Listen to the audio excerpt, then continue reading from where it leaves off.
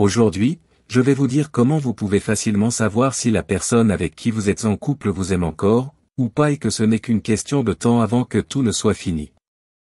Vous avez remarqué que votre partenaire vous envoie des signaux étranges et vous voulez savoir si elle vous aime toujours?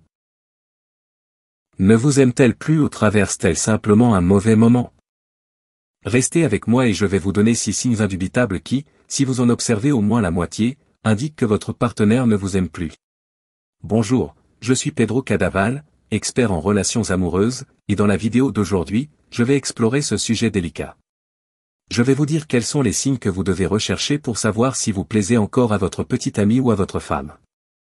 Êtes-vous prêt à découvrir les signes qui se cachent peut-être sous vos yeux? Cette vidéo pourrait être un tournant dans votre relation. Restez avec moi, car les révélations que je vais partager pourraient changer votre façon de percevoir l'amour et les relations.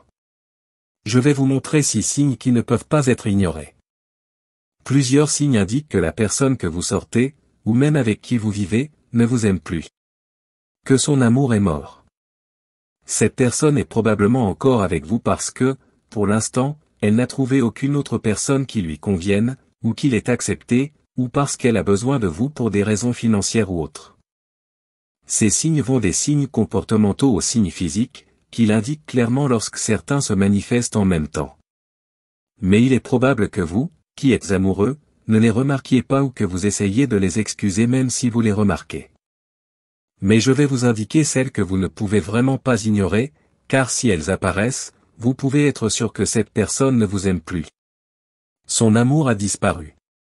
Parfois, vous pouvez faire changer son attitude et la faire retomber amoureuse de vous en utilisant certains déclencheurs mentaux, ce que je vous montrerai si vous restez avec moi jusqu'à la fin de cette vidéo. D'autres fois, cela signifie simplement que la relation est terminée. Et tout le monde s'en est rendu compte, sauf vous. Si vous avez déjà soupçonné quelque chose, mais que vous voulez en être sûr pour ne pas vous faire ridiculiser, restez avec moi et je vous expliquerai tout. Vous avez peut-être remarqué que la personne est froide, absente, un peu distante, mais vous ne comprenez pas très bien ce qui se passe. Ou vous ne voulez pas le croire. Si vous remarquez que certains des signes que je vais vous donner ci-dessous se produisent fréquemment, vous pouvez être sûr que votre partenaire ne vous aime plus. Un signe isolé ne signifie rien. Il peut se produire pour diverses raisons qui n'ont rien à voir avec vous. Mais si plusieurs d'entre eux apparaissent fréquemment, alors vous pouvez être sûr que l'amour de cette personne est parti. Une fois que je les aurai signalés, vous vous apercevrez rapidement de leur existence et vous mettrez fin à vos doutes. Mais pour être sûr qu'elle ne vous aime plus, vous devez rester avec moi jusqu'à ce que vous les connaissiez tous pour être capable de juger. Une fois que vous connaissez la vérité, vous êtes libre de prendre la décision d'essayer de la reconquérir à nouveau, avec les suggestions que je vous donnerai vers la fin de la vidéo, ou tout simplement de mettre fin à la relation. La décision vous appartient. L'un des signes les plus évidents est que vous essayez activement d'organiser un rendez-vous si vous sortez ensemble, ou que vous voulez sortir quelque part si vous vivez ensemble, et que cette autre personne trouve toujours une excuse pour ne pas vous accompagner. Lorsque l'autre personne dit presque toujours qu'elle est trop fatiguée ou qu'elle n'a pas le temps. Ou lorsqu'elle dit qu'elle a déjà réservé une sortie avec une amie et que maintenant elle ne peut plus se libérer. Ce qu'il dit en réalité, c'est que vous n'êtes pas une priorité pour lui, qu'il n'a plus de plaisir à être avec vous. Ne vous laissez pas abuser. Le manque de temps n'existe pas. Tout le monde dispose du même temps. Chaque personne choisit de passer son temps de la manière qui lui apporte le plus de plaisir. Si elle ne choisit pas de passer une partie de son temps avec vous, c'est tout simplement parce qu'elle n'en a pas envie. Si cette personne vous aimait, elle prendrait le temps d'être avec vous, d'une manière ou d'une autre. Si elle dit non, c'est qu'elle prend plus de plaisir à passer son temps avec d'autres choses ou d'autres personnes qu'avec vous. C'est aussi simple que cela. Elle se fiche éperdument de vous. Un autre signe très évident est que vous essayez de l'appeler et que le cellulaire sonne jusqu'à ce qu'il passe au message et que votre partenaire ne rappelle pas, ou le fait après plusieurs heures en prétextant qu'elle ne peut pas parler pour l'instant. C'est la même chose avec les messages. Vous envoyez un message, vous en envoyez un autre et rien. Vous regardez l'historique de vos messages et vous constatez que vous en envoyez 3, 4 ou plus pour chaque message reçu. Et vous vous rendez compte que vos messages sont toujours plus longs et plus complets que ceux que vous recevez. que vous n'obtenez généralement qu'un « bonjour » ou des excuses insolentes de temps en temps.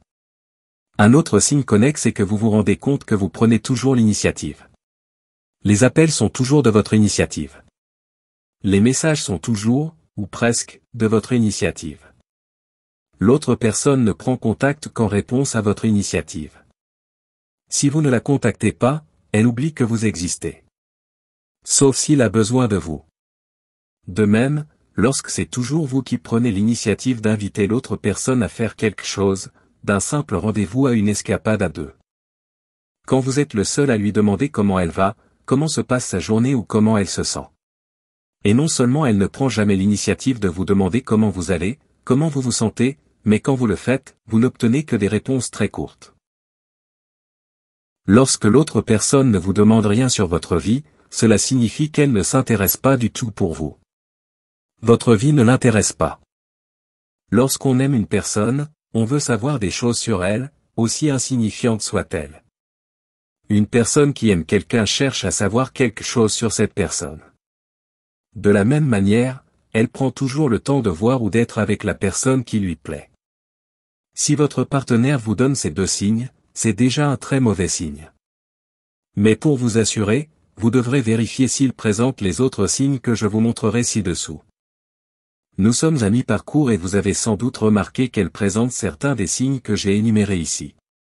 Mais calmez-vous, vous devez connaître les 6 signes pour en être sûr. Un autre signe est lorsque la personne que vous fréquentez est complètement instable. Elle disparaît pendant plusieurs jours ou semaines. Elle ne répond pas à vos appels ou à vos messages, et même lorsque vous vous rendez chez elle, elle n'est pas là ou fait semblant de ne pas l'être. Vous êtes complètement bouleversé parce que vous ne savez pas ce qui ne va pas chez cette personne, et vous commencez même à imaginer de mauvaises choses, comme des accidents. Puis, au bout d'un certain temps, elle se présente avec une excuse très dramatique, mais qui n'a que peu de chances d'être vraie. Vous acceptez l'excuse, vous pensez que tout ira bien, vous recommencez à avoir des relations plus intenses et soudain, elle disparaît à nouveau. Et si vous essayez de la confronter, elle trouve toujours des excuses dramatiques, souvent même à propos de graves problèmes de santé. Non seulement cette personne ne vous aime pas, mais elle n'a aucun respect pour vous ou vos sentiments. Vous ne représentez rien pour elle. Elle ne se rend même pas compte que vous, qui l'aimez, pourriez souffrir si elle était malade ou avait un accident.